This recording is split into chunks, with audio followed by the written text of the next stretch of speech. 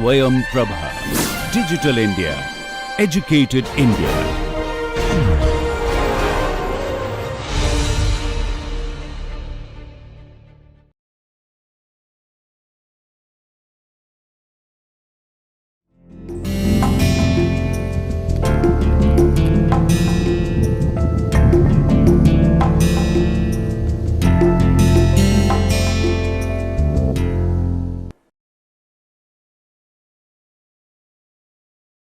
नमस्कार प्रिय छात्रों, मैं आज आपके सामने एक बार फिर उपस्थित हूँ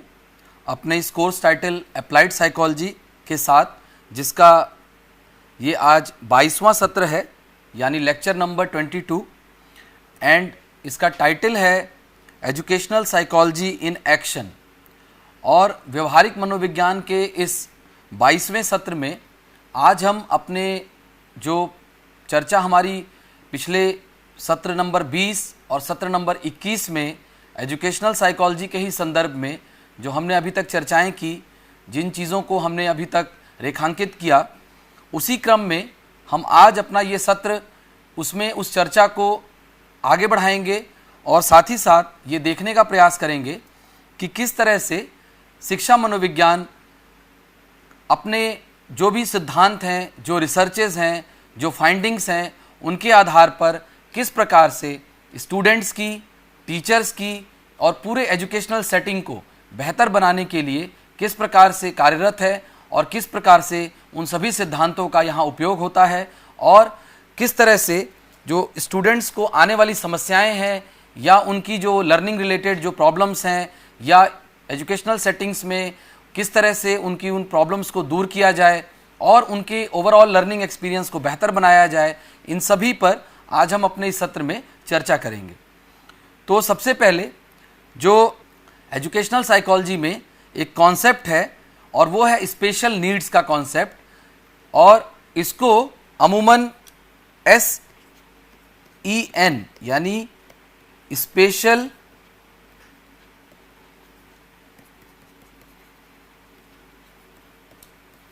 एजुकेशनल नीड्स भी इसको कहते हैं। और SEN जो है ये यूजुअली कहीं ना कहीं जो स्टूडेंट्स किसी भी वजह से, चाहे वो कोई प्रॉब्लम हो उन्हें या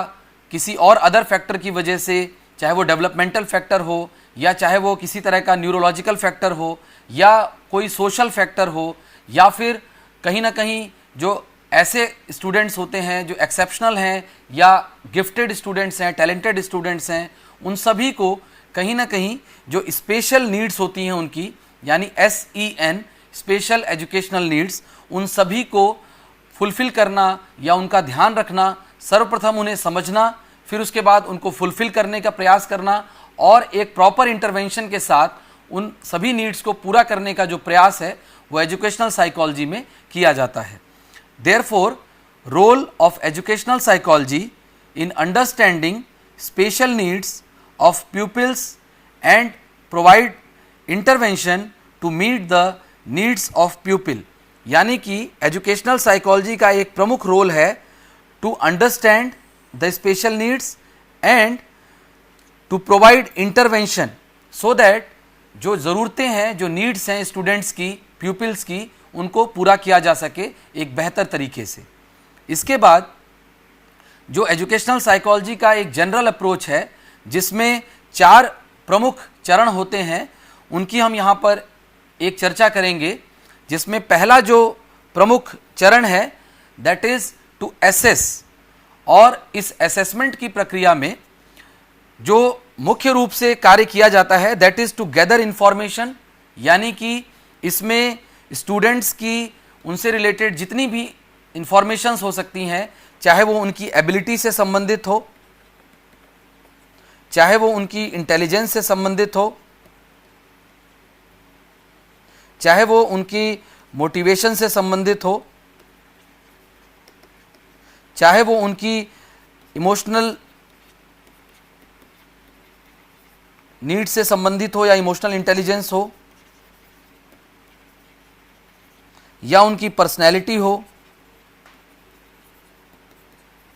या किसी भी प्रकार का उनको कोई एंग्जाइटी या कोई और अदर किसी भी तरह का उनको जो प्रॉब्लम है या उनके व्यवहार से संबंधित जो भी इंपॉर्टेंट डिटेल्स हैं उन सभी को या उन सभी के बारे में इंफॉर्मेशन इकट्ठी करना, उसके बारे में साइकोलॉजिकल टेस्ट की मदद से, एबिलिटी टेस्ट की मदद से, इंटरव्यूज़ की मदद से और अलग अलग साधनों की मदद से उनके बारे में जितनी भी ज़रूरी डिटेल्स हैं उन सभी को सबसे पहले इकट्ठा करना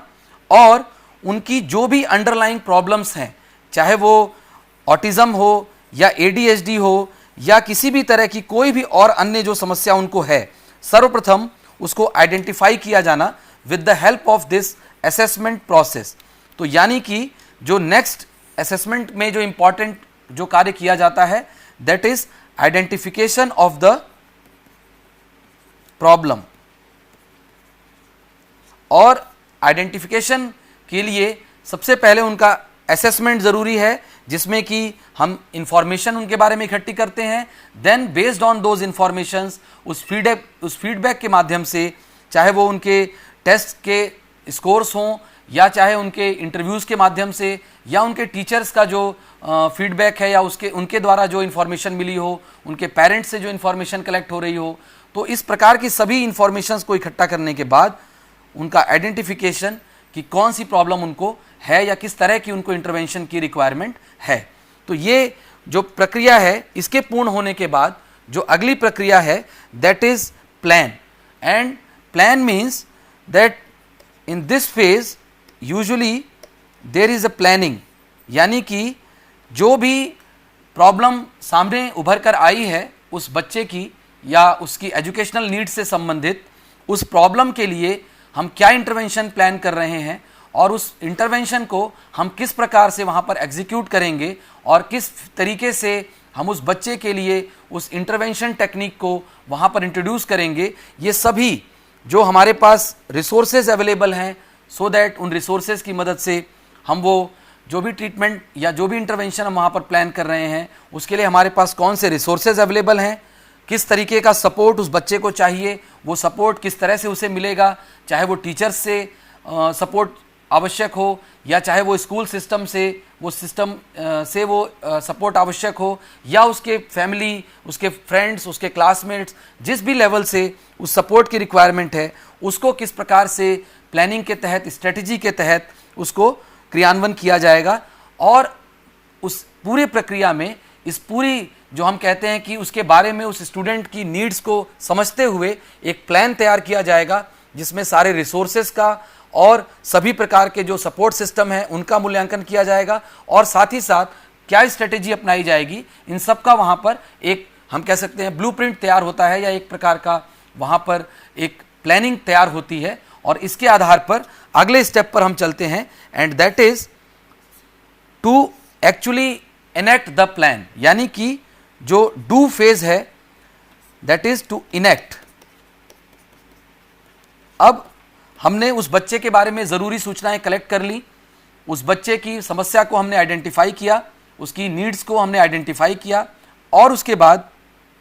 हमने प्लानिंग की, तैयारी की, रिसोर्सेज का इवैल्यूएशन किया, रिसोर्सेज को इकट्ठा किया और स्ट्रेटेजी अपनी तैयार की। अब उसके बाद समय आता है उन स्ट्रेटेजीज को अप्लाई करने का, उन रिसोर्सेज को यूज़ करने का और वो जो भी हमारे पास इंटरवेंशन टेक्निक है या जो भी इंटरवेंशन हमने प्लान किया है उस बच्चे के लिए, उस स्टूडेंट के लिए, that intervention needs to B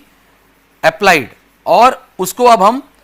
practically उसको हम अप्लाई करेंगे उस बच्चे के ऊपर, उस इंटरवेंशन को, सो दैट कि उस बच्चे की उस समस्या को हम दूर कर सकें या उसकी जो स्पेशल नीड्स हैं उनको हम फुलफिल कर सकें। And then after implementation of the plan the next step is to review. और रिव्यू में चूंकि किसी भी प्रक्रिया को जो भी की गई है या वो कोई भी इंटरवेंशन टेक्निक है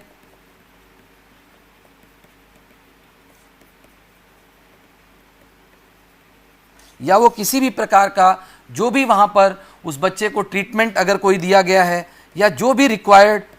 वहाँ पर हम कह सकते हैं कि उस बच्चे के ओवरऑल नीड्स को ध्यान में रखते हुए जो भी वहाँ पर इंट्रोडक्शन किसी भी टेक्निक का या किसी भी स्ट्रेटजी का किया गया है, क्या वो वाकई में वो सही कार्य कर रही है या उस टेक्निक से या उस इंटरवेंशन से उस बच्चे को फ़ायदा हो रहा है कि नहीं। यानी कि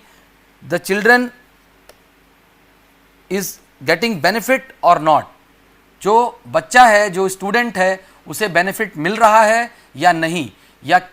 ऐसा तो नहीं कि उस इंटरवेंशन की वजह से उसकी जो ओवरऑल स्थिति है वो और ज़्यादा खराब हो गई, या उसमें किसी भी प्रकार का कोई बदलाव नहीं आ रहा। तो इस प्रकार से चाहे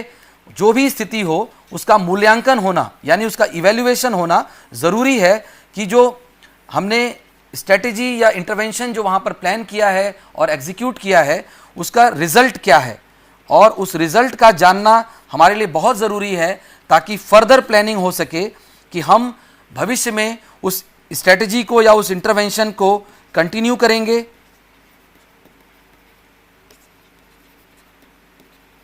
या हम उसको चेंज करेंगे,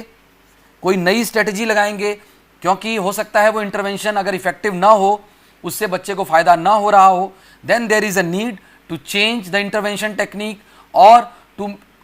gate the assessment done again. और इस पूरे प्रक्रिया में हम इस पूरी प्रक्रिया को दोबारा से देख सकते हैं, चाहे वो प्लानिंग के फेज से हो या चाहे वो उसके एग्जीक्यूशन के फेज से हो। तो हम यहाँ पर जो भी उसका असेसमेंट होगा, इवैल्यूएशन बेस्ड जो भी हमें पता चलेगा, उसके आधार पर हम दोबारा से उस बच्चे के लिए अपनी प्लानिंग को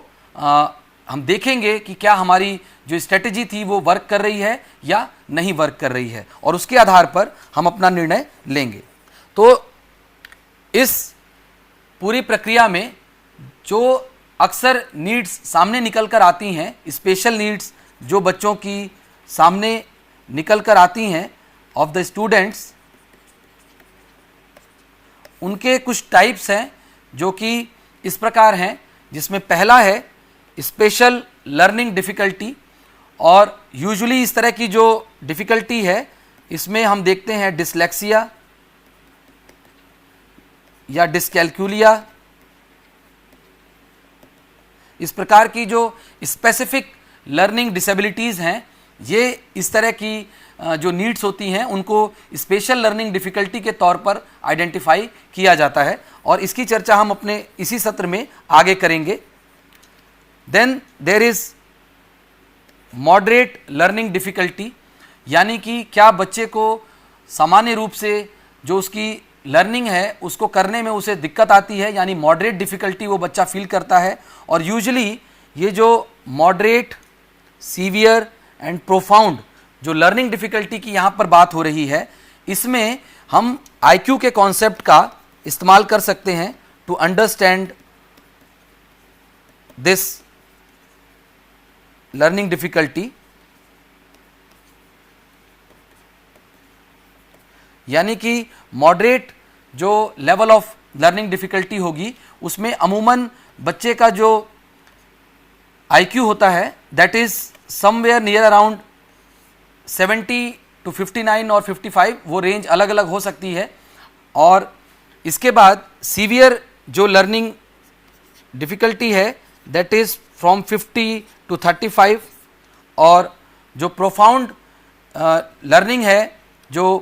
प्रोफाउंड लर्निंग डिफ़िकल्टी है, उसका बिलो 30 या बिलो 25 उसका आईक्यू देखा जाता है। तो यहाँ पे हालांकि एक बात जो ध्यान देने योग्य है वो ये है कि आईक्यू का जो कॉन्सेप्ट है उससे यूजुअली मॉडरेट, सीवियर या प्रोफाउंड लर्निंग डिसेबिलिटी को या डिफ़िकल्टी को हर जगह पे या हर स्टेट में या हर कंट्री में उस तरीके से इसका असेसमेंट नहीं होता। बट स्टिल चूँकि आईक्यू एक बहुत ही फेमस कॉन्सेप्ट है और ये ज़्यादातर लोगों को इसके बारे में जानकारी होती है, तो इस कॉन्सेप्ट को समझने के लिए ये यहाँ पर हमारे लिए हेल्पफुल है। और यूजुअली इस तरह के स्टूडेंट्स को जो मॉडरेट लर्निंग डिफ़िकल्टी फेस करते हैं, उनको कहीं ना कहीं अपनी जो एजुकेशनल नीड्स हैं उनको पूरा करने में उनको दिक्कतें आती हैं। और सबसे ज़्यादा दिक्कत इस तरह के स्टूडेंट्स को आती है जो प्रोफाउंड लर्निंग डिफ़िकल्टी से गुजर रहे होते हैं। तो इस प्रकार के यूजुअली जो केसेस होते हैं वहाँ पर ये देखा गया है दैट मेंटल रिटार्डेशन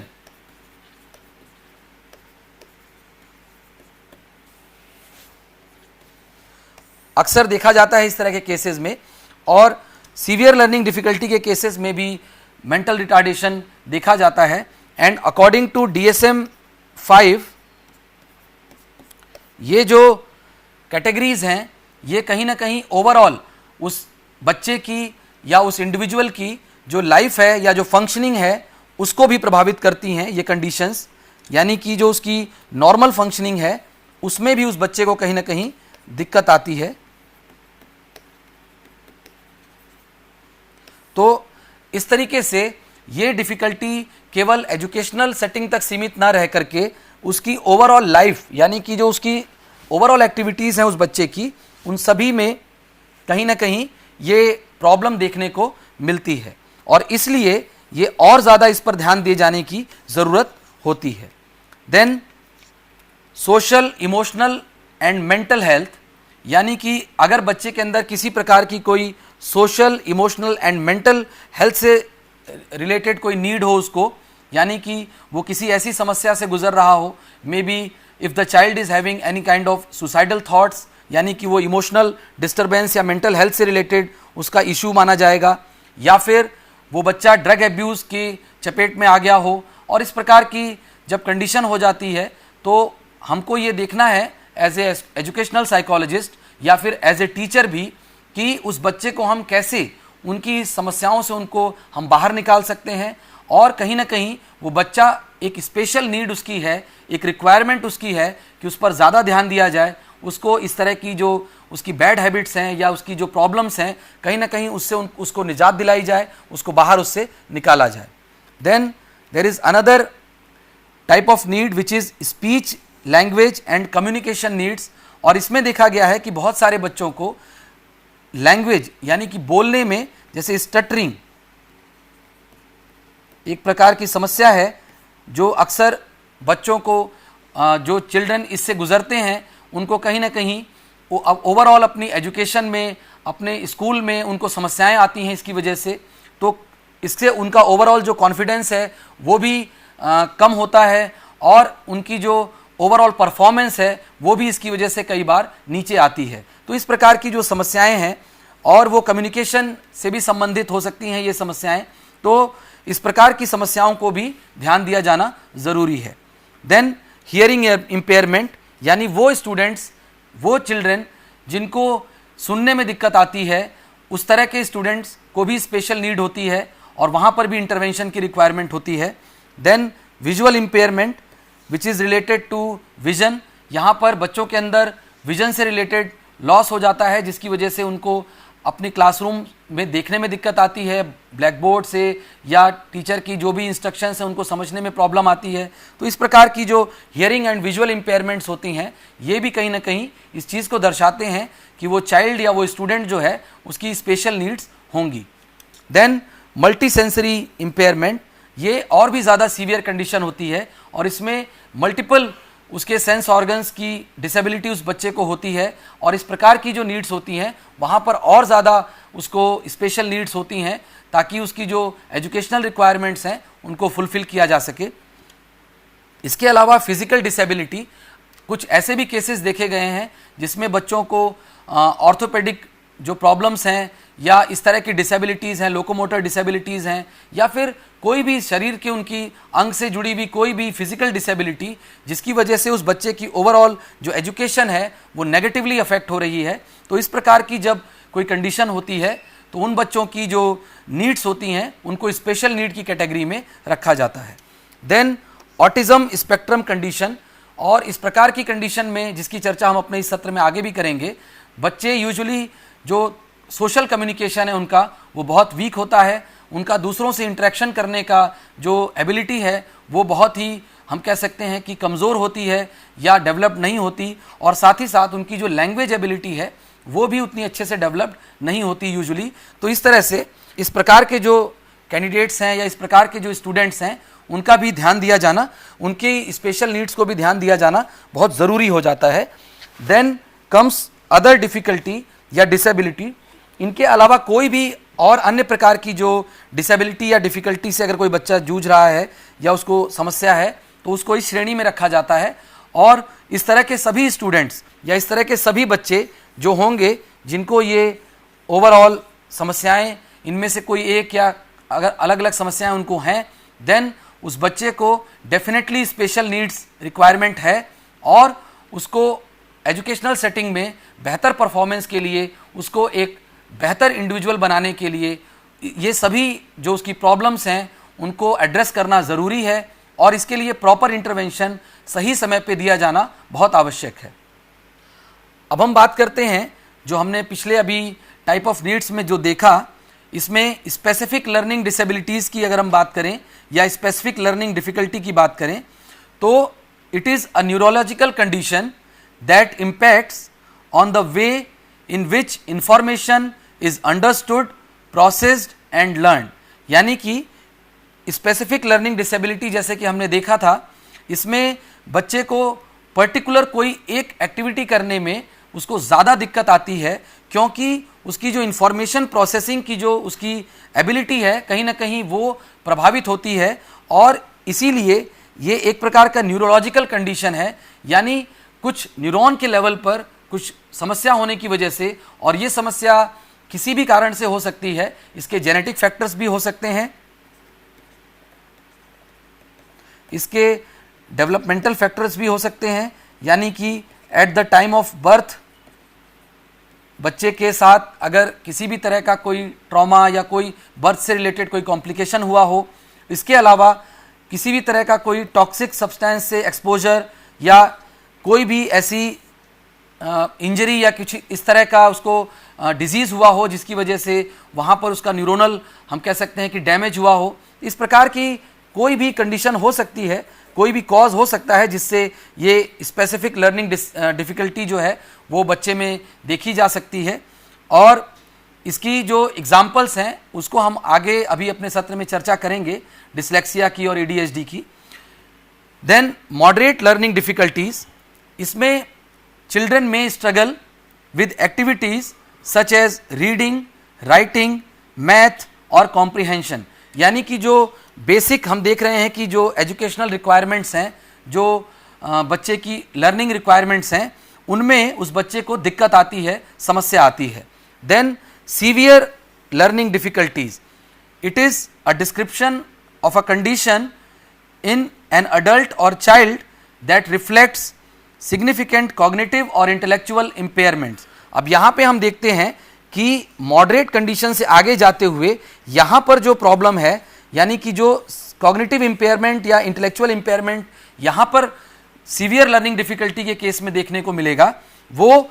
सिग्निफिकेंट होगा, यानी कि वो ज़्यादा प्रोनाउंस्ड होगा compare to moderate learning difficulty. और यहाँ पर यह ध्यान देने योग्य है कि इस तरह के जो कैंडिडेट्स होंगे या इस तरह के जो स्टूडेंट्स होंगे उनकी स्थिति ज़्यादा हम कह सकते हैं कंपैरेटिवली ज़्यादा खराब होगी, उनको ज़्यादा डिफ़िकल्टी होगी, इसलिए उनको और ज़्यादा केयर की या और ज़्यादा इंटरवेंशन की उनको आवश्यकता होगी। इसके बाद profound and multiple learning difficulties, when someone has learning disability और other disabilities so severe that they significantly impact on their ability to be independent। अब हम यहाँ पर जो देखते हैं कि इसकी परिभाषा में जो मुख्य बात है वो ये है कि इस प्रकार के जो बच्चे हैं वो अपनी नॉर्मल लाइफ में इंडिपेंडेंटली अपनी बेसिक एक्टिविटीज़ भी वो पूरी नहीं कर पाते, यानी जो डेली लेवल पर हमारी डेली एक्टिविटीज़ हैं जो हमारे सर्वाइवल के लिए ज़रूरी हैं और एक नॉर्मल फंक्शनिंग लाइफ के नॉर्मल लाइफ के लिए हमारे जो फंक्शंस ज़रूरी हैं उनको भी करने में इस तरह के बच्चों को दिक्कत आती है और इसलिए इस तरह के केसेस में एक्सटेंसिव केयर की, एक्सटेंसिव इंटरवेंशन की ज़रूरत पड़ती है। अब हम बात करेंगे जो स्पेसिफिक लर्निंग डिसऑर्डर या डिसेबिलिटी है उसकी, और इसमें एक केस जो है दैट इज़ ऑफ डिसलेक्सिया। और dyslexia refers to difficulty in reading caused by a deficit in the processing of words। और यूजुअली जो इसमें प्रॉब्लम होती है वो फोनीम रिकॉग्निशन की, यानी कि जो फोनीम की जो साउंड की जो रिलेटेड जो वर्ड्स की जो साउंड होती है उसको रिकॉग्नाइज करने में बच्चे को दिक्कत आती है, उसकी शेप को समझने में दिक्कत आती है। इस प्रकार के जो बच्चे हैं इसीलिए उनको रीडिंग में प्रॉब्लम आती है and also they have sometimes problem in their writing. तो इस प्रकार के जो बच्चे होते हैं, अगर इसका एक एग्जाम्पल मैं आपको दूं तो एक मूवी बनाई गई थी इस तरह के एक बच्चे को लेकर के, जो कि जिसको कि हमने देखा है, दैट इज तारे ज़मीन पर, उस मूवी में इस तरह के केस को दिखाने का वहाँ प्रयास किया गया है। लेकिन जो यहाँ पर हमें ज़रूरी है समझना वो ये है कि इस तरह के केसेस में यूजुअली हम ये मानते हैं या हमें इस तरह का एक पिक्चर हमारे सामने प्रेजेंट की जाती है कि दैट अगर बच्चे में एक प्रकार की डिसेबिलिटी है या कोई कमी है उसके अंदर, तो उसके अंदर कोई दूसरा अच्छा गुण होगा या कोई स्पेशल एबिलिटी उसके अंदर होगी। परंतु हम ये कह सकते हैं कि कहीं ना कहीं स्टोरीज में ये बात सुनने में अच्छी लग सकती है या ये हमारे लिए एक संतोषप्रद हो सकता है, बट इन रियलिटी हमेशा ऐसा नहीं होता। और इस वजह से जो भी इंडिविजुअल्स, जो भी स्टूडेंट्स इस प्रकार की समस्याओं से जूझते हैं, कहीं ना कहीं उनको ओवरऑल अपनी फंक्शनिंग में, अपनी चाहे वो एजुकेशनल उनकी जो जर्नी हो या जो उनकी जो लर्निंग की जो उनकी कैपेसिटी है या how people will treat them, चाहे वो उनकी अपनी फैमिली हो, चाहे वो उनकी टीचर्स हों या उनके क्लासमेट्स हों, तो जो उनका एक ओवरऑल जो हम कह सकते हैं लोगों का उनके प्रति जो एटीट्यूड होता है, वो कहीं ना कहीं हम उसमें एक नेगेटिविटी देखते हैं। और इसका रीज़न है कि कहीं ना कहीं हम उनकी इस कमी को या उनकी समस्या को आइडेंटिफाई नहीं कर पाते और हम ये मानते हैं अक्सर कि बच्चा जिद कर रहा है या जानबूझ करके वो अपना काम सही नहीं कर रहा है। और इस प्रकार की अक्सर कई बार जो हम कह सकते हैं कि टेंडेंसी होती है, उसकी वजह से उस बच्चे की जो लाइफ है या जो उसकी समस्या है वो और ज़्यादा मुश्किल होती जाती है। और इसकी वजह से ओवरऑल जो उसका एडजस्टमेंट है या जो एजुकेशनल उसका जो हम कह सकते हैं अचीवमेंट है वो और नीचे चला जाता है। इसके बाद there is another specific disability, that is dyscalculia. और इस प्रकार की डिसेबिलिटी में अक्सर ये देखा जाता है कि that there is a disability that results in difficulty in understanding numbers leading to difficulty in learning and comprehending arithmetic. यानी कि यूजुअली इस तरह के जो बच्चे होते हैं जो इससे सफ़र करते हैं, उनको अरिथमेटिक्स में यानी मैथमेटिकल जो उनकी एबिलिटी होती है वो कहीं ना कहीं प्रभावित होती है और ये simple calculation, simple mathematical computations भी करने में इनको बहुत दिक्कत आती है। तो इस प्रकार के जो कैंडिडेट्स हैं उनको मैथमेटिकल यानी अरिथमेटिक उनको करने में दिक्कत आती है। इसके अलावा देयर इज़ अनदर, हम कह सकते हैं एक और स्पेसिफिक प्रॉब्लम है, दैट इज डिस्ग्राफिया। और इस तरह की प्रॉब्लम में या इस तरह की लर्निंग डिफ़िकल्टी या डिसेबिलिटी में बच्चे को लिखने में यानी कि उसकी राइटिंग में उसको प्रॉब्लम आती है और वो वर्ड्स को ठीक से फॉर्म नहीं कर पाता, वो नहीं बना पाता है और उसकी राइटिंग बहुत ही पुअर होती है। तो इस तरह के स्पेसिफिक लर्निंग हम कह सकते हैं डिसेबिलिटीज़ बच्चों को होती हैं और इस प्रकार की जो कंडीशंस होती हैं उसमें उस बच्चे को early intervention is very important.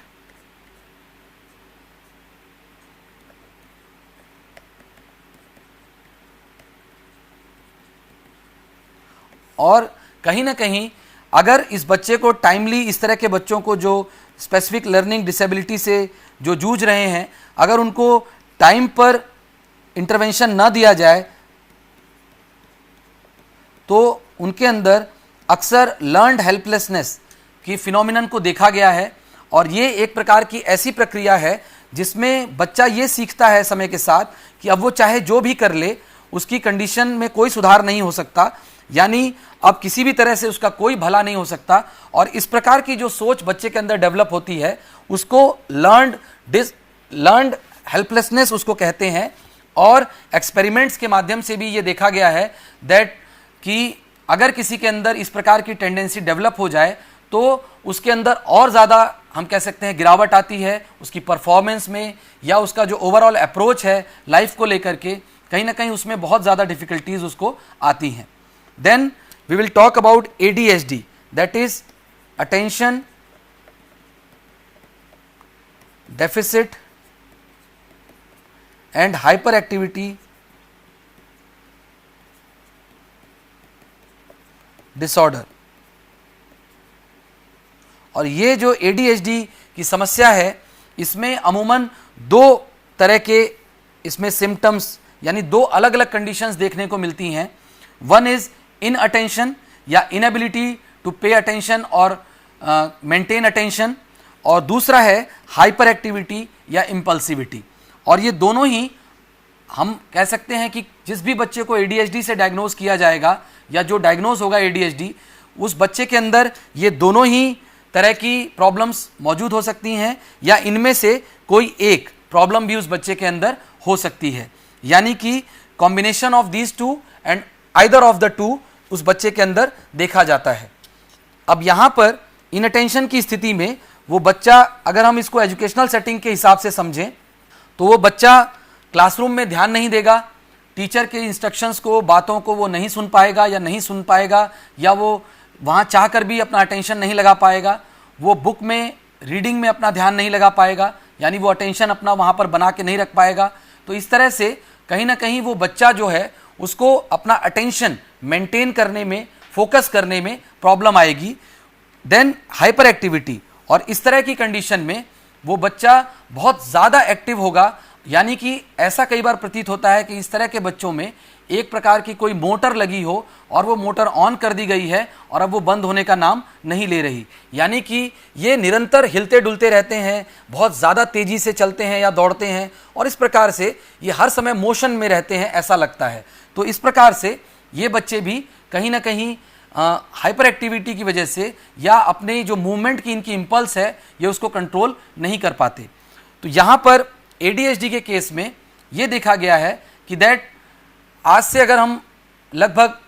Some 5 to 6 decades पहले की बात करें, यानी 5 से 6 दशकों पूर्व ADHD डायग्नोज नहीं होता था, और उसका रीज़न ये था कि तब हमारे पास इसकी नॉलेज नहीं थी इस प्रकार की प्रॉब्लम की, और उस समय जो भी बच्चे इस प्रकार के ADHD की समस्या से जो जूझते थे उनको यूजुअली हम रिजिड या उनको फिजेटी, इस प्रकार से हम उनको, इन बच्चों को संज्ञा देते थे कि ये बच्चे बहुत ज़्यादा ढीठ हैं या ये बात को नहीं सुनते, या ये किसी भी प्रकार से उनको नेगेटिवली उनको हम कह सकते हैं कि उनको डिनोट किया जाता था। उनकी एक्चुअल प्रॉब्लम को न समझते हुए उनकी समस्याओं को दूसरे वे में इंटरप्रेट किया जाता था। हालांकि जब से ADHD का हम कह सकते हैं कि जिसके बारे में पता चला है, तब से बहुत से बच्चों को जब डायग्नोज किया गया है उसके बाद उनके अंदर इंटरवेंशंस की मदद से उनको हेल्प आउट करके उनकी लाइफ को नॉर्मल बनाने के लिए, उनकी एजुकेशनल जर्नी को ईजी बनाने के लिए बहुत सारे एफर्ट्स किए जाते हैं। ये देखा गया है that usually boys are diagnosed with ADHD relatively more than girls, यानी कि हर एक लड़की पे जो बॉयज़ को डायग्नोज होने की जो संख्या है दैट इज़ अप्रॉक्सीमेटली 3, और इसके कुछ रीजंस ये दिए गए हैं that one possibility is that girls are very subtle in their behaviour, यानी कि वो बहुत शालीनता से बिहेव करती हैं, इस वजह से कई बार वो अनडिटेक्टेड रह जाती हैं। और ये भी एक संभावना है that because in several societies girls are not very much, उनकी जो एजुकेशन है उस पर बहुत ज़्यादा ध्यान नहीं दिया जाता, तो इस कारण से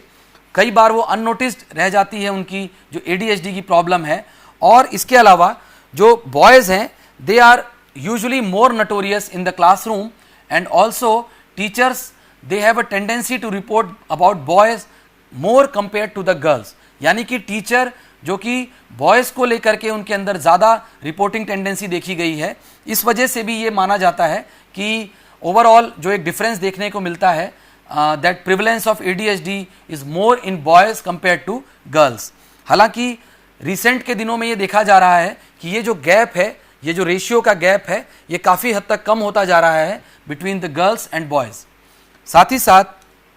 एक और ADHD से संबंधित महत्वपूर्ण बात यह है कि कुछ समय पूर्व तक ये माना जाता था दैट ADHD की जो समस्या है ये with the onset of adolescence, यानी किशोरावस्था की शुरुआत के साथ ये ADHD की समस्या कम होने लगती है और एडल्टहुड आते आते ये समस्या पूरी तरह से ख़त्म हो जाती है। लेकिन रिसेंटली रिसर्चेस से ये देखा गया कि ये समस्या पूरी तरह से ख़त्म नहीं होती। इनफैक्ट लगभग 50% ऑफ द केसेस में ये देखा गया है कि that there will be symptoms of ADHD even in adulthood. और इसके साथ साथ ये भी देखा गया है कि जो टोटल जो इंडिविजुअल्स होंगे जिनको ADHD के सिम्टम देखे जाएंगे आगे चल करके, उसमें से जो 25% of those individuals are highly susceptible of developing depression, and 25% of the total adults with ADHD, they have a tendency to indulge in behaviors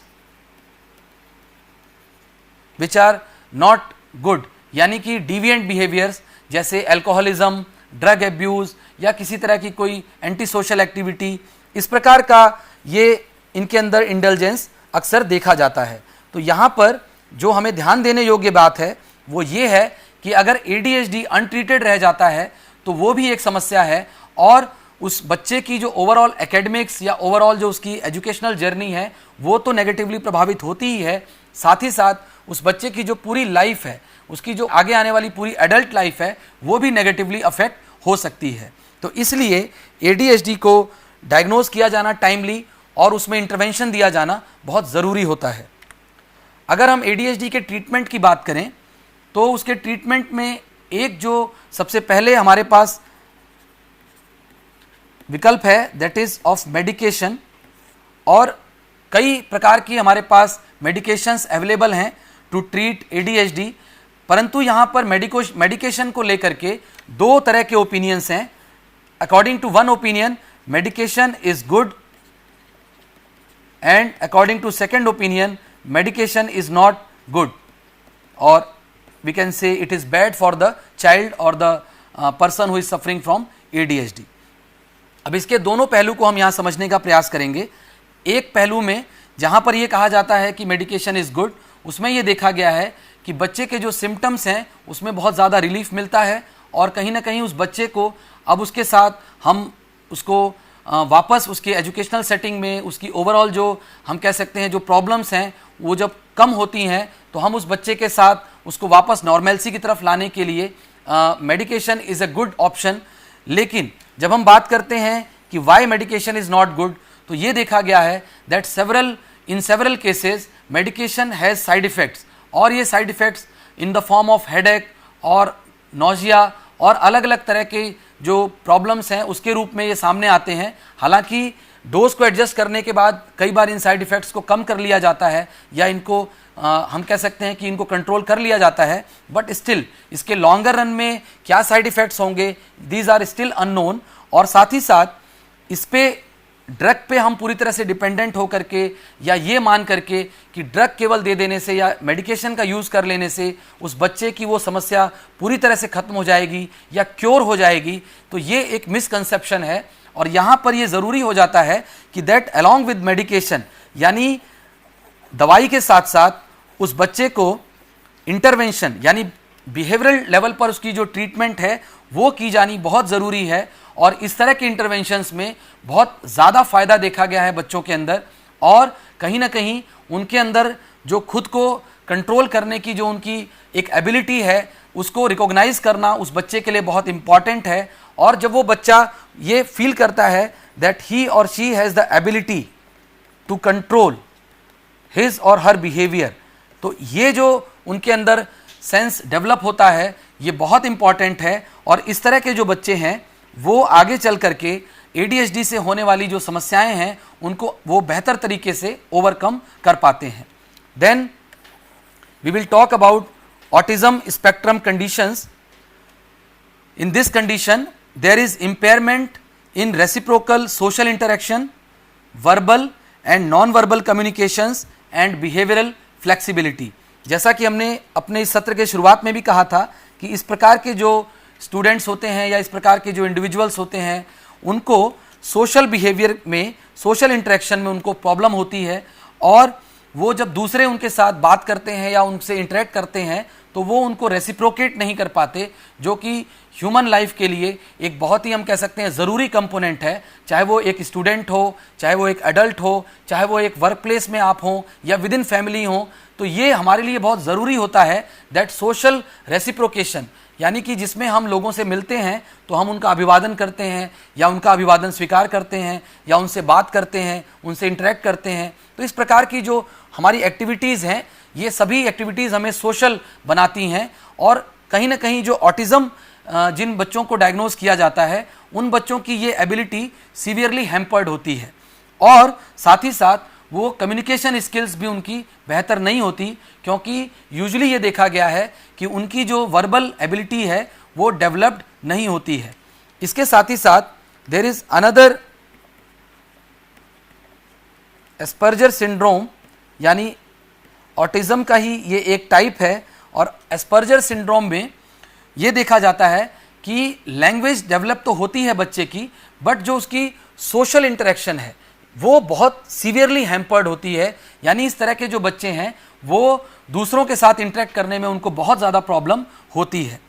लेकिन इनके अंदर यूजुअली देखा गया है कि इंटेलेक्चुअल इम्पेयरमेंट नहीं होता है, और कहीं ना कहीं इनकी लैंग्वेज जो डेवलपमेंट है वो भी काफ़ी हद तक सही होती है या बेहतर होती है। इसके बाद जो नॉर्मली जिन बच्चों को डायग्नोज किया जाता है with autism, they have delays in language development, यानी कि जो उनकी लैंग्वेज की जो एबिलिटी है वो डिलेड होती है, या फिर वो उतनी बेहतर तरीके से वो डेवलप्ड नहीं होती है। Then males are more affected than females. Again यहाँ पर भी जो रेशियो है वी कैन सी कि ये 3:1 है, यानी हर 3 मेल पे एक फीमेल डायग्नोज होती है, एक यानी कि 3 लड़के अगर डायग्नोज होंगे तो केवल एक लड़की डायग्नोज होगी with autism spectrum condition. Then ASD is a developmental condition, ये एक प्रकार की डेवलपमेंटल कंडीशन है जो कि बाय बर्थ प्रेजेंट होती है, और ये देखा गया है कि इस प्रकार के जो चिल्ड्रन होते हैं उनको as early age 2 to 3 years में भी उनकी इस प्रॉब्लम को डिटेक्ट किया जा सकता है। और यहाँ पर ये बहुत इंपॉर्टेंट है कि उनका अर्ली इंटरवेंशन किया जाए, और इसके लिए ज़रूरी है कि सबसे पहले उनको आइडेंटिफाई किया जाए at a very early age, और इसके लिए ज़रूरी है कि उनको फैमिली लेवल पे भी ऑब्जर्व किया जाए, उनको क्लासरूम लेवल पे, उनको स्कूल लेवल पर भी टीचर के द्वारा ऑब्जर्व किया जाए, और इस तरीके से जो उनकी ओवरऑल जो सिम्टम्स को देखते हुए या उनके बिहेवियर को देखते हुए उनकी जो कंडीशन है उसको एनालाइज किया जाए, उसको एसेस किया जाए, and as soon as possible जितना जल्दी हो सके उनको एक एक्सपर्ट के पास उनको फॉर ओपिनियन और फॉर फर्दर असेसमेंट उनको भेजा जाए। इसके बाद हम बात करेंगे अबाउट विजुअल इम्पेयरमेंट, और visual impairment is a condition that impacts the quality of sight to the extent that the condition cannot be corrected using glasses। और इसके लिए समझने के लिए हम इसको इस तरह से देख सकते हैं कि that for a person to be called as legally blind, यानी कि किसी व्यक्ति को लीगली ब्लाइंड कहने के लिए या विजुअली टोटली इम्पेयर्ड कहने के लिए उसकी जो आई साइट है वो 20 to 200 से भी कम होनी चाहिए। यानी कि अगर इसको समझें हम तो एक नॉर्मल आदमी 200 फीट्स तक जो चीज़ देख सकता है आराम से, वो इस प्रकार का व्यक्ति या चिल्ड्रन जो विजुअली इम्पेयर्ड होंगे वो केवल 20 फीट्स तक ही वो चीज़ देख सकते हैं या उसको वो बता सकते हैं। तो यहाँ हम देख सकते हैं कि कितनी ज़्यादा उनकी विजुअल हम कह सकते हैं कि प्रॉब्लम है, और इस वजह से जो इस तरह के स्टूडेंट्स होते हैं स्पेशली इन एजुकेशनल सेटिंग्स, वो क्लासरूम में भी उनको समस्या आती है, उनको बोर्ड पर क्या लिखा जा रहा है, टीचर जो भी उनको बता रहा है उसके जेस्चर्स या उसकी बॉडी लैंग्वेज वो उसको रीड नहीं कर पाते, और साथ ही साथ ये अपने फेलो क्लासमेट्स के साथ भी बेहतर तरीके से इंटरेक्ट नहीं कर पाते, ये अपनी बुक्स को भी ठीक से नहीं पढ़ पाते, अपनी जो भी इनको काम मिलता है या वो होमवर्क हो या कॉपी में जो भी काम इन्हें करना है वो भी ये ठीक तरीके से पूरा नहीं कर पाते। And it has been found कि इस तरह के जो बच्चे हैं उनमें विद द टाइम उनका कॉन्फिडेंस कम होता जाता है, और वो अपनी समस्या को समझ भी नहीं पाते कई बार कि उनको ये दिक्कत क्यों आ रही है। एंड सेवरल टाइम्स अगर ये अननोटिस्ड रह जाता है तो उनकी ओवरऑल जो एजुकेशनल हम कह सकते हैं कि जो जर्नी है या उनकी जो एजुकेशनल नीड्स हैं वो सही तरीके से पूरी नहीं हो पाती। तो इसके लिए ज़रूरी है कि इस तरह के जो बच्चे हैं जिनको विजुअल इम्पेयरमेंट है उनको टू द एक्सटेंट पॉसिबल जितना भी हो सके करेक्शन ग्लासेस, यानी कि विद द हेल्प ऑफ जिसको हम चश्मा बोलते हैं, चश्मे की मदद से जितनी ज़्यादा उनकी हम आई साइट को बेहतर कर सकते हैं या किया जा सकता है उसका सबसे पहले उनके लिए ज़रूरी प्रयास किया जाना चाहिए। एंड आफ्टर दैट अगर उनकी आईसाइट उसके बाद भी अगर उतनी इंप्रूव नहीं होती है, then we can use special materials and equipments to help such students. और इसके उदाहरण के तौर पर उनके लिए जो बुक्स जो यूज़ की जाएं, उनकी जो फॉन्ट्स जो प्रिंट हों वो ज़्यादा बड़े साइज़ के हों ताकि वो उसको ईजिली पढ़ पाएँ। और ब्रेल स्क्रिप्ट की भी बात होती है, और आजकल बहुत सारी ऐसे एडवांस टेक्नोलॉजीज़ आ गई हैं जिसमें कि जो भी बोला जाएगा या जो भी बच्चा कहेगा या बताएगा उसको ब्रेल स्क्रिप्ट में कन्वर्ट हो जाएगा। तो इस प्रकार की जो अरेंजमेंट्स हैं वो इस तरह के बच्चों को उनकी स्पेशल नीड को ध्यान में रखते हुए उनको प्रोवाइड की जानी चाहिए। इस तरह के बच्चों में एक और प्रॉब्लम देखने को मिलती है, और वो है दैट इनको मूवमेंट में दिक्कत आती है, क्योंकि जो विजुअली इम्पेयर्ड बच्चे होते हैं कहीं ना कहीं वो अपने स्कूल में या अपनी जो सेटिंग्स हैं क्लासरूम की, उनमें जब वो मूवमेंट करते हैं तो चूंकि उनको बहुत बेहतर तरीके से दिखाई नहीं देता, तो उनको अक्सर किसी चीज़ से टकरा जाने का या चीज़ों को ना खोज पाने का उनको हमेशा एक परेशानी होती है। तो इस वजह से इस तरह के जो बच्चे हैं उनके लिए ये अरेंजमेंट्स की जा सकती हैं कि जो भी क्लासरूम का जो लेआउट है या जो स्कूल का लेआउट है उसमें चीज़ें कंसिस्टेंटली उसी तरीके से रहें या उसी तरीके से प्रेजेंट की जाएं। और साथ ही साथ जो बच्चे की जो हम कह सकते हैं कि जो मूवमेंट के जो एरियाज़ हैं या जो जगहें हैं, चाहे वो घर के अंदर हों, चाहे क्लासरूम के अंदर हों, या चाहे गैलरीज के अंदर हों विद इन द स्कूल, वो सभी एरियाज़ ओपन होने चाहिए एंड विदाउट एनी वहाँ पर कोई हिंड्रेंस नहीं होना चाहिए, किसी तरह का ऐसा कोई वहाँ पर सामान या कोई ऐसी रुकावट नहीं होनी चाहिए जिससे उनको दिक्कत आए। तो इस तरह की चीज़ों का ध्यान रखा जा सकता है या रखा जाना चाहिए इस तरह के केसेस में। Then we will talk about hearing impairment. और हियरिंग इम्पेयरमेंट एक प्रकार का ऑडिटरी इम्पेयरमेंट है जिसमें जो स्टूडेंट्स हैं उनको सुनने में समस्या होती है, और यूजुअली ये देखा गया है कि इस तरह के जो स्टूडेंट्स हैं वो जिस कान से उनको बेहतर सुनाई देता है वो अक्सर सोर्स ऑफ साउंड की तरफ अपना गर्दन इधर उधर घुमाते हैं ताकि उनको और ज़्यादा सुनाई दे सके, या फिर वो अक्सर करके जिधर से व्यक्ति बोल रहा हो उस तरफ अपना कान करेंगे। तो कई बार ये बहुत ऑड लग सकता है कि वो उस व्यक्ति की तरफ ना देख करके वो अपने उस कान को आगे करते हैं जिससे उनको ज़्यादा बेहतर सुनाई देता है। और साथ ही साथ इस तरह के जो बच्चे हैं उनको दूसरे लोगों से इंटरेक्ट करने में उनको समस्या आती है, क्योंकि वो उनकी बात को बेहतर तरीके से समझ नहीं पाते, और साथ ही साथ टीचर से इंटरेक्ट करने में भी इस तरह के बच्चों को दिक्कत आती है, और अपनी क्लासमेट्स के साथ भी वो इंटरेक्ट करने से हिचकते हैं। और इस तरह के बच्चे यूजुअली क्लास डिस्कशंस से बचते हैं, और ये देखा गया है कि उनकी ओवरऑल जो हम कह सकते हैं एजुकेशनल जो उनकी रिक्वायरमेंट्स हैं या जो उनकी लर्निंग की जो स्पीड है वो भी बहुत हद तक नेगेटिवली प्रभावित होती है। और ये भी देखा गया है कि इस तरह के जो बच्चे हैं उनको यूजुअली अगर किसी तरह की उनको साइन लैंग्वेज उनको दी जाए या सिखाई जाए which can work as an alternative, यानी जो वर्बल लैंग्वेज हम यूजुअली अप्लाई करते हैं उसके अलावा इस तरह के बच्चों को अल्टरनेटिव लैंग्वेज का ऑप्शन दिया जा सकता है, उनको सिखाया जा सकता है, so that in future they are more capable to communicate not verbally but at least with help of other kind of modes of communication. तो इस तरह से इस तरह के जो बच्चे हैं उनकी रिक्वायरमेंट्स को भी, स्पेशल नीड्स को भी ध्यान दिया जाना बहुत आवश्यक है। Then there is a concept of gifted and talented students. ये एक ऐसी हम कह सकते हैं कि कैटेगरी है जहाँ पर बच्चे की जो एबिलिटी है वो ज़्यादा है, यानी कि वो बच्चा बहुत ही ज़्यादा उसके अंदर प्रतिभा है और वो बहुत ही मेधावी छात्र है, जिसको sometimes we also call them as prodigies. और इस तरह के जो बच्चे होते हैं उनको भी कहीं ना कहीं स्पेशल रिक्वायरमेंट्स होती हैं उनकी in terms of educational settings. और इस तरह के जो स्टूडेंट्स होते हैं they demonstrate outstanding levels of aptitude और कॉम्पिटेंस इन वन और मोर डोमेन्स, यानी कि इनके अंदर किसी एक विशेष क्षेत्र में या एक से अधिक क्षेत्र में इनके पास आउटस्टैंडिंग कैपेसिटीज होती हैं और ये उस क्षेत्र में बहुत बेहतर करने की योग्यता रखते हैं। तो इसलिए इस तरह के बच्चों को प्रॉपर नर्चरेंस बहुत ज़रूरी है और टाइमली इनको उनकी इस क्वालिटी को डिटेक्ट करके उनकी इस हम कह सकते हैं प्रतिभा को आगे बढ़ाया जाना बहुत ज़रूरी है, उसको नर्चर किया जाना, उसको मोटिवेट किया जाना, उसको फैसिलिटेट किया जाना बहुत आवश्यक होता है। और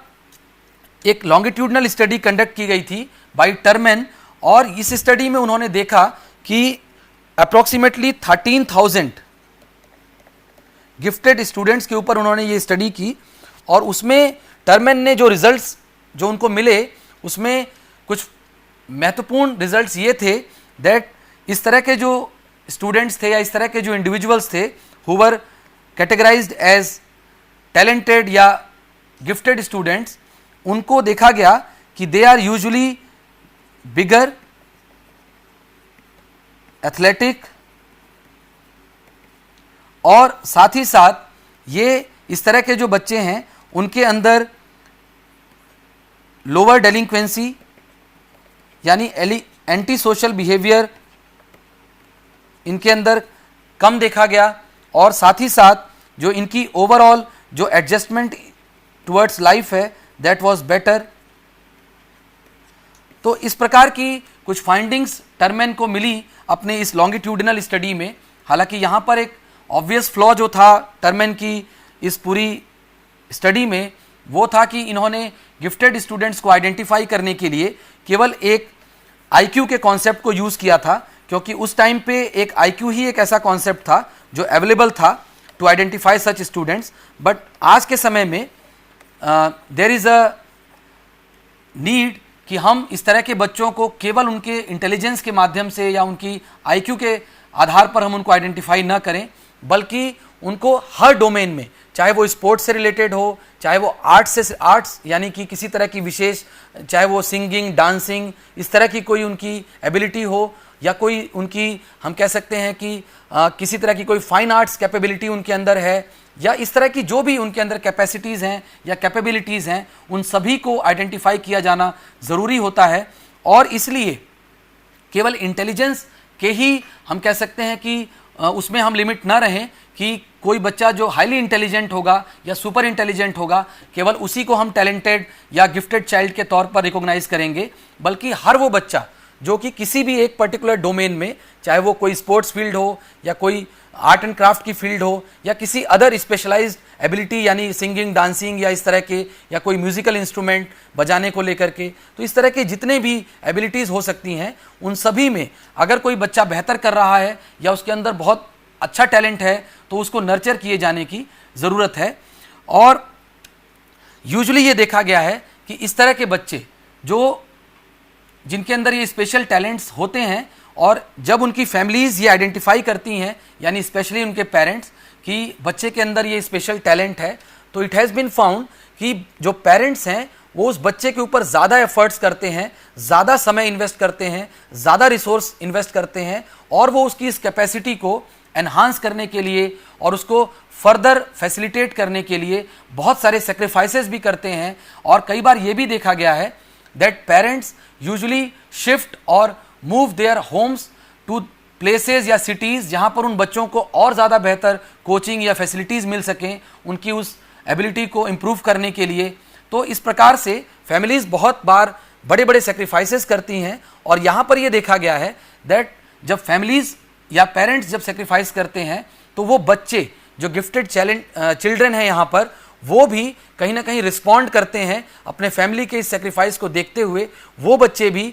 बहुत अधिक मेहनत करते हैं या बहुत अपनी उस एबिलिटी को फर्दर उससे वो अपना हम कह सकते हैं कि उसमें अपना नाम बनाने के लिए वो बहुत ज़्यादा प्रयास करते हैं। तो it is a kind of cycle. हम ये देख सकते हैं कि एक के प्रयास को देख करके दूसरा भी प्रयास करता है, और फिर बच्चे के उस एफर्ट को देखते हुए, उस लगन को देखते हुए पेरेंट्स और फर्दर इन्वेस्ट करते हैं और फर्दर सेक्रीफाइस करते हैं और ज़्यादा वो रिसोर्सेज स्पेंड करते हैं। तो इस तरह का ये एक हम कह सकते हैं it is a kind of chain, जहाँ पर कि एक एक्टिविटी से दूसरी एक्टिविटी मोटिवेट हो रही है। और इस तरह से इस प्रकार के जो बच्चे हैं usually they sometimes get their destiny, या हम ये कह सकते हैं कि वो उस सक्सेस को पा लेते हैं जो वो डिज़र्व करते हैं। हालांकि यहाँ पर टीचर्स का भी एक बहुत इंपॉर्टेंट रोल होता है to how to deal with such students, और इसके लिए 3 तरह के अप्रोच देखे गए हैं with in the classroom setting. जो टीचर्स जिनको अपना सकते हैं, जिसमें पहला है एक्सेलरेटेड अप्रोच, यानी कि इस तरह के जो बच्चे होंगे उनको टीचर उनके लिए एक्सेलरेटेड अप्रोच का इस्तेमाल कर सकते हैं, यानी उनको एडवांस्ड मटेरियल प्रोवाइड किया जाए। उनकी जो सपोज अगर वो बच्चा क्लास 2 में है या ग्रेड 2 में है, तो उस बच्चे को they can provide with materials of class 5, यानी कि वो उसकी स्पीड को बढ़ा सकते हैं और जो मटेरियल्स वो क्लास 2 में साल भर में उसको पढ़ने थे वो उसको 6 महीने में ही पूरा कर सकता है या 3 महीने में पूरा कर सकता है, depending on the ability of that child और उसकी जो उसकी एबिलिटी है, जो उसकी इंटेलेक्चुअल कैपेसिटी है। तो इस तरह से उसकी ओवरऑल जो प्रोग्रेस है उसको एक्सेलरेट कर सकते हैं। And also there is another method that is enrichment approach, और यहाँ पर बच्चे को teacher can provide them with further materials या चैलेंजेस या tasks which are specifically designed according to the capacity of that child, यानी कि उस बच्चे को ज़्यादा बेहतर अपॉर्चुनिटीज दी जाएं, उसको एक ऐसा एनवायरनमेंट दिया जाए, एक ऐसी उसको एनरिच्ड सेटिंग प्रोवाइड की जाए ताकि वो बच्चा अपनी एबिलिटी के अनुसार ज़्यादा बेहतर तरीके से परफॉर्म कर सके। और वो बच्चा चूँकि जब वो ज़्यादा चैलेंज्ड होगा, जब उसको अपनी एबिलिटी के अकॉर्डिंग उसको मटेरियल्स मिलेंगे या चैलेंज मिलेगा, तो वो बच्चा उसमें उसका मन भी लगेगा और वो साथ ही साथ बेहतर परफॉर्म करेगा। Then there is another way of doing things with gifted children, और वो है करिकुलम कॉम्पैक्टिंग अप्रोच। और इसमें यूजुअली ये देखा गया है कि टीचर्स ये कर सकते हैं कि वो जो करिकुलम के वो पार्ट हैं जो उस बच्चे के लिए अब इरेलेवेंट हो गए हैं बिकॉज वो सब उसको आते हैं ऑलरेडी, तो वो उन पार्ट्स को रिड्यूस कर सकते हैं और करिकुलम का केवल वो पार्ट जो उस बच्चे के लिए इंटरेस्टिंग या चैलेंजिंग है, केवल वो वहाँ पर उसको यूज़ कर सकते हैं। यानी कि जो एक पूरे साल भर का जो करिकुलम है उसको वो कॉम्पैक्ट बना सकते हैं, which is challenging as well as interesting for the child. तो इस प्रकार के जो अप्रोचेज हैं that can be used with children who are gifted and talented. इसके अलावा जो टीचर्स हैं they can encourage abstract thinking, creativity, reading of high level and original text in the children, यानी कि टीचर्स जो हैं वो इस प्रकार के बच्चों में एब्स्ट्रैक्ट थिंकिंग को एनकरेज कर सकते हैं, यानी लॉजिकल थिंकिंग को एनकरेज कर सकते हैं। देन क्रिएटिविटी, उनकी क्रिएटिविटी को बूस्ट करने के लिए एफर्ट कर सकते हैं। And also they can encourage और motivate those children, such children जो गिफ्टेड हैं, कि ताकि वो ज़्यादा हायर यानी एडवांस लेवल के टेक्स्ट पढ़ें और साथ ही साथ ओरिजिनल टेक्स्ट को पढ़ें, यानी कि वो रेफरेंस बुक्स से ज़्यादा ओरिजिनल टेक्स्ट को पढ़ें। तो इस प्रकार से ये जो बच्चे होंगे ये ज़्यादा बेहतर इनको नॉलेज मिलेगी और ये ज़्यादा स्टिमुलेट होंगे और इनकी जो एबिलिटी है उसके अकॉर्डिंगली ये कहीं ना कहीं ज़्यादा बेहतर परफॉर्म कर पाएंगे। इसके अलावा it has been sometimes seen कि इस तरह के जो बच्चे हैं उनको उन्हीं के जैसे बच्चों के साथ उनकी अगर ग्रुपिंग की जाए तो कई बार अच्छे रिजल्ट्स देखने को मिले हैं। हालांकि इस तरह के जो ग्रुपिंग है उसमें मिक्स रिजल्ट्स देखने को मिलते हैं कई बार, क्योंकि ये भी हो सकता है कि अगर वो बच्चा अपने सेम एबिलिटी के लोगों के बीच में जब जाएगा तो वहाँ पर कई बार उसकी जो परफॉर्मेंस है जो कि अभी तक आउटस्टैंडिंग थी वो यहाँ पर आने के बाद एवरेज आउट हो जाएगी, और इस वजह से समटाइम्स ये हो सकता है कि वो बच्चा उसका कॉन्फिडेंस कम हो जाए, या उसको जो अभी तक एक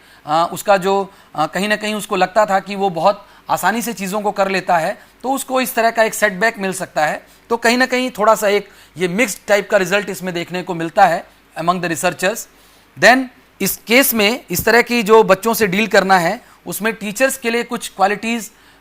उनको अपने अंदर मेंटेन करना ज़रूरी होता है, और उसमें है that teachers should be imaginative, flexible, talented end of course they should not feel threatened with that child. यानी कि जो सबसे इंपॉर्टेंट कंपोनेंट यहाँ पर ध्यान देने वाला है वो ये है कि टीचर को कभी भी उस तरह के बच्चे से थ्रेटेंड फील नहीं करना चाहिए, यानी उसको उस बच्चे को अपने एक कॉम्पिटिटर के तौर पर नहीं देखना चाहिए, बल्कि वहाँ पर उस टीचर की रिस्पॉन्सिबिलिटी ये है कि वो उस बच्चे को जितना ज़्यादा हो सके उसको आगे बढ़ाने का प्रयास करे। क्योंकि अगर हम इसको रेशियो वाइज देखें तो अगर एक व्यक्ति 40 साल तक उसका टीचिंग करियर होता है तो it is very highly unlikely कि उसके 40 इयर्स के करियर में कोई ऐसा बच्चा जो सुपर टैलेंटेड हो, यानी कि IQ अबव 180, ऐसा कोई बच्चा उसको मिलेगा, इसके जो चांसेस हैं दे आर 1:80। यानी कि एक 40 इयर्स के करियर में एक टीचर को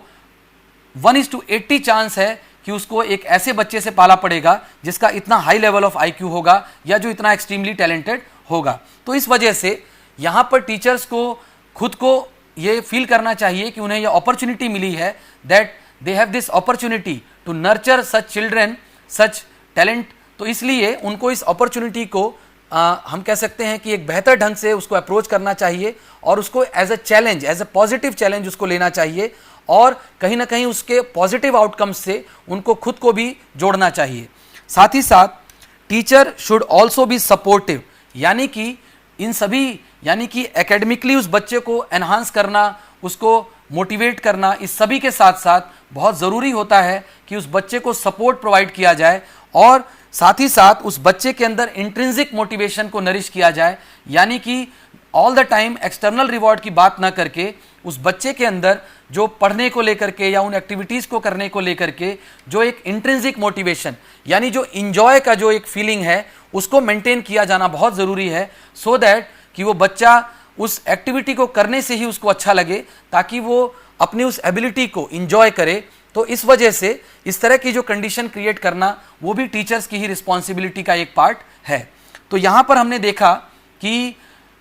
किस तरह की स्पेशल नीड्स बच्चों की होती हैं with in the school settings और एजुकेशनल सेटिंग्स, और किस तरह से एजुकेशनल साइकोलॉजी इस तरह की जो उनकी नीड्स हैं उनको फुलफिल करने में एक रोल प्ले करती है और टीचर्स को भी इक्विप करती है कि वो इस तरह की जो उन स्पेशल नीड्स हैं बच्चों की, उनको वो बेहतर तरीके से समझें और उसको बेहतर तरीके से उनकी जो प्रॉब्लम्स हैं या उनकी जो नीड्स हैं उनको फुलफिल करें। तो इस प्रकार से हमने आज के अपने इस सत्र में इन सभी बातों पर चर्चा की। तो आज के अपने इस सत्र को हम अब समाप्त करते हैं और सत्र की इस समाप्ति पर और सत्र को ध्यान से सुनने के लिए मैं आप सभी को बहुत बहुत धन्यवाद देता हूँ। Thank you.